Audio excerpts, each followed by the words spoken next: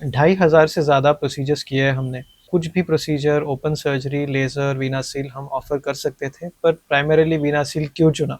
Reason सुनिए। Open surgery जो होती है, इसमें पूरी बेहोशी लगती है या पीठ में सुई देके नीचे का भाग शून्य किया जाता है, जिसमें कटिंग होती है या वेन को निकाल दिया जाता है।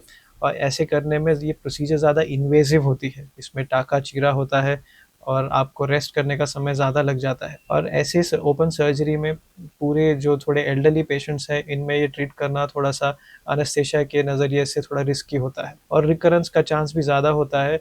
एक नई नसें बन सकती हैं। जो नसें हमने निकाल दी हैं, उसके साइड में नियोवास्कुलराइज़ेशन इस प्रोसेस से और छोटे-छोटे गुच्छे उसके साइड में जैसे वक़्त गुज़रने पे बन सकती हैं। लेज़र या रेडियो फ्रीक्वेंसी एब्लेशन, इस ट्रीटमेंट में नस को जला के बंद कर दिया जाता है। और अगर जलाना है तो इसमें भी किसी प्रकार की बेहोशी होती है या फिर पीठ में सुई देके नीचे का भाग शून्य किया जाता है। इसके अलावा बहुत सारी सुइयाँ देके शून्य करने का जो एक मेडिसिन होता है, एनेस्थीसिया सलाइन में मिक्स करके ये नस के पूरे लेंथ में मतलब एडी से लेके हिप तक उसमें इंजेक्ट किया जाता है, जिससे जो हीट है ये बाकी स्ट्रक्चर्स को ना लगे। पर ये करते समय भी कुछ हद तक थोड़ी-सी जो हीट की एनर्जी है ये बाकी नर्व्स को या और टिश्यूज़ को लग ही जाती है।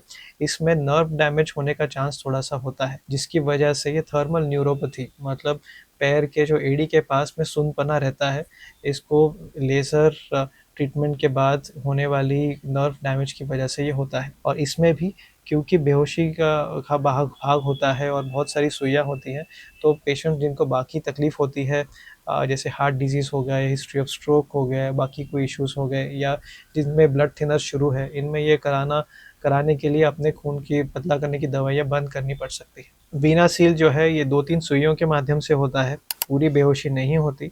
अगर पेशेंट कुछ खून पतला करने की दवाइयाँ ले भी रहे हैं, तो उसमें बंद करने की ज़रूरत नहीं होती है, क्योंकि इसमें बहुत सारा सुइयाँ लगा के पेरिवेनस ट्यूमेसेंस या फ्लूइड इंजेक्शन नहीं करना पड़ता, जिसकी वजह से पेशेंट में फ्लूइड ओवरलोड नहीं होता, जिसमें हार्ट पे प्रेशर भी कम आता है। इसके अलावा क्योंकि हम जलाते नहीं हैं, तो थर्मल नर्व इंजरी का चांस नहीं होता है, रिकवरी भी फास्ट होती है और इसका जो जो रिकरेंस रेट है, ये इन तीनों में से सबसे कम होता है। और इसकी वजह से हमने ये वीनासील प्रोसीजर चुनी है। हम माना है कि ये प्रोसीजर जो है ये लेज़र, रेडियो फ्रीक्वेंसी एब्लेशन या ओपन सर्जरी से ज़्यादा महँगी है, पर इसके जो रिस्क टू बेनिफिट रेशियो होता है, मतलब जो प्रोसीजर करने के फ़ायदे होते हैं और जो सही कैंडिडेट अगर हो, जिनको हम बेहोश नहीं कर सकते, एल्डरली है या ज़्यादा दर्द सहन नहीं कर सकता, तो इनके लिए ये डेफ़िनेटली वर्थव्हाइल होता है। महँगा बट डेफ़िनेटली वर्थव्हाइल, इसीलिए हमने वीनासील चुना।